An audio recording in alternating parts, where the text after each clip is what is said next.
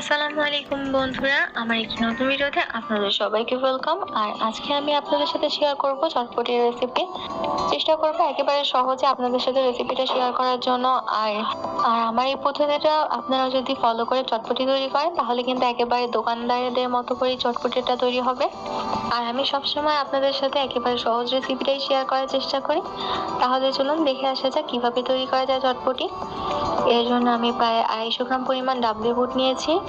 আমি জানি না এটাকে আসলে কি বলে, কিন্তু আমরা যখন চটপটি খাই তারা কিন্তু এটাকে ডাবলি বুটই বলি। আর এখন এই ডাবলি বুটটাকে ভালো করে ধুয়ে নিব। আর ধুয়ে নেওয়ার পর আমি এটাকে ভিজিয়ে রাখবো পর্যাপ্ত পানি দিয়ে।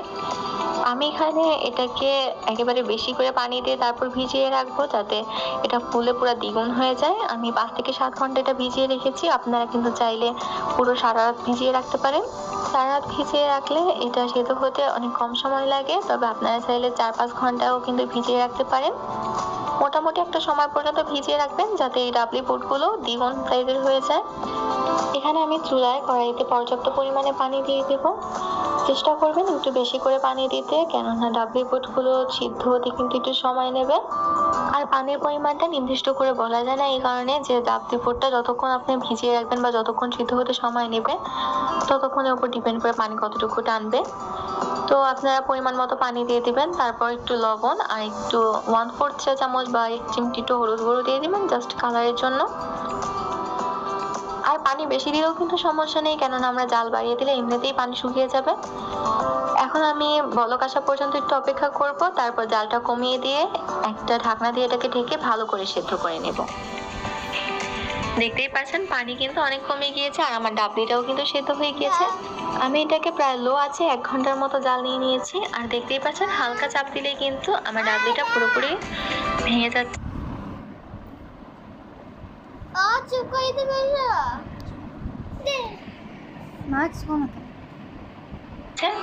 এখন আমি ডালটাকে ভালো করে মিশিয়ে দেওয়ার জন্য একটা ঘুটনি দিয়ে ভালো করে নেড়ে নেব। একটু জাতা দিয়ে আমি ভালো করে নেড়ে নিচ্ছি। বেশি ঘুটা যাবে না, তাহলে কিন্তু একেবারে সবগুলো ডাল ভেঙে যাবে।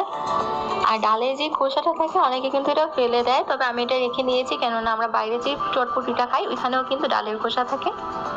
এখানে আমি প্রায় 1.5 টেবিল চামচের বেশি পরিমাণে নিয়েছি চাট মশলা আর 1 টেবিল চামচ পরিমাণ নিয়েছি ভাজা জিরা গুঁড়ো।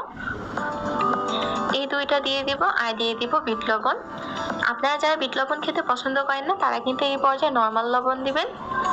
এবার এই সবগুলোকে আমি ভালো করে মিশিয়ে নেব। মিশিয়ে নেওয়ার পর 5 মিনিটের মতো আমি এটাকে মিডিয়াম টু হাই হিটে জাল করে নেব। এতে করে মশলাটা ভালো করে ডালের মধ্যে চলে যাবে, আর এই ডালের যে পানিটা আছে ওইটাও কিন্তু একটু ঘন হয়ে যাবে। যেহেতু ডালটা হয়ে গিয়েছে তাই এখন আমি টক বানিয়ে নেব। এখানে আমি প্রায় 200 গ্রামের মতো তেঁতুল নিয়েছি আর এটাকে ধুয়ে 10 মিনিটের মতো ভিজিয়ে রেখেছিলাম।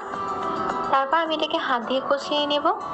হাত দিয়ে কষিয়ে আসলে তেঁতুলের থেকে যেই রসটা আছে সেটা বের করে নিতে হবে। এখন এর জন্য আমি অল্প অল্প করে পানি মিশিয়ে নিয়েছি আর অল্প অল্প করে এটাকে এভাবে চেপে চেপে আমি টকটা বের করে নিচ্ছি।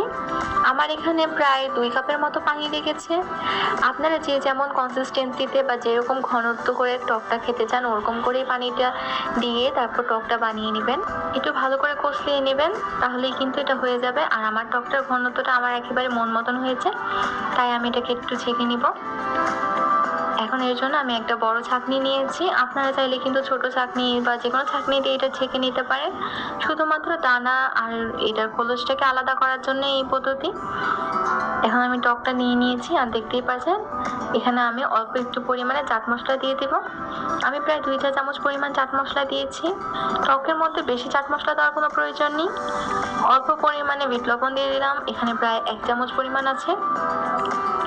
আর চিনি দিয়ে দেবো 2 টেবিল চামচ পরিমাণ।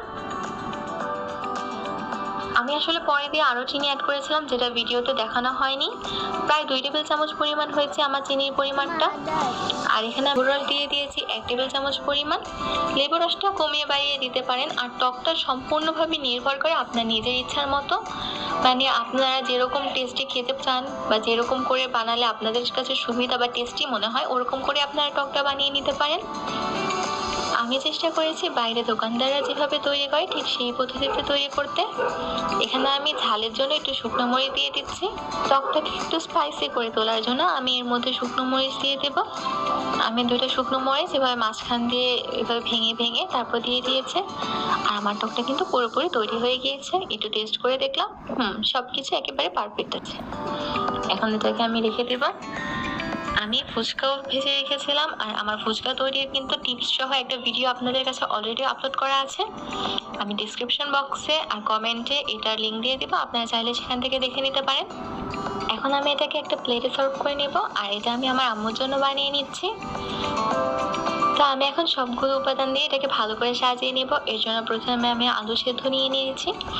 আলুটাকে সেদ্ধ করে গ্রেটারের যে মোটা সাইডটা থাকে ওইটা দিয়ে আমি গ্রেট করে নিয়েছি। আপনারা চাইলে হাত দিয়েও ভেঙে নিতে পারেন। আমি এটাতে 2 লেয়ারে ডিম দেব। প্রথমে আলুর উপর দিয়ে আমি ডিম দিয়ে দিলাম অল্প একটু পরিমাণে। তারপর চটপটি তৈরি করার পর কিন্তু আবার ডিম দিব। এখন আমি অল্প করে পেঁয়াজ কুচি দিয়ে দিচ্ছি। আর আমি পেঁয়াজটাকে কিন্তু একেবারে চিকন করে স্লাইস করেছি যাতে প্রত্যেকটা বাইতে এটার স্বাদ পাওয়া যায়। আমি অল্প পরিমাণে কাঁচামরিচও দিয়ে দিচ্ছি, আর দিয়ে দিচ্ছি বেশি করে ধনিয়া পাতা কুচি। আপনারা কিন্তু এই সাজানোটা একেবারে নিজেদের ইচ্ছা মতো করে দিবেন। বাসায় অনেক আওয়াজ হচ্ছিল, তাই ফুচকা ভাঙার আওয়াজটা আপনাদেরকে দেখাতে পারছিলাম না। কিন্তু আমার আগের ভিডিওতেও কিন্তু আছে যে কিভাবে আপনারা পারফেক্টলি একেবারে মুচমুচে ফুচকা বানাতে পারবেন। আমি অল্প করে একটু টক দিয়ে দিলাম, আর এই টকটা কিন্তু অসাধারণ হয়েছে, যেটা আপনারা দেখেই বুঝতে পারছেন। আমি 1/2 চামচ চাট মশলাও দিয়ে দিচ্ছি। চটপটিটাকে যত বেশি স্পাইসিস দিয়ে বানানো যায় এটা কিন্তু ততটাই ভালো লাগে। আর সার্ভিং প্লেটটা কিন্তু দেখেই অনেক ভালো লাগছে, আর আশা করি খেতে অনেক সুস্বাদু হবে।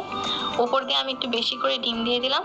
ব্যাস, তৈরি হয়ে গেল চটপটি। এখন তাড়াতাড়ি চটপট করে খেয়ে নেওয়া যাক। আমি তো অনেক এক্সাইটেড। ফার্স্ট টাইম চটপটি ট্রাই করলাম, আর দেখি অনেক সুন্দর লাগছে। আর খাওয়ার পর আমার কাছে মনে হয়েছে এটা ওয়ান অফ দ্য বেস্ট। আপনারা কিন্তু অবশ্যই আমার রেসিপিটা একবার হলেও ট্রাই করে দেখবেন। আশা করি আপনাদের কাছেও ভালো লাগবে। আজ এই পর্যন্তই, আরেকদিন দেখা হবে অন্য একটি ভিডিওতে। আমার চ্যানেলটাকে লাইক, কমেন্ট অ্যান্ড শেয়ার করে পাশে থাকবেন। আল্লাহ হাফেজ।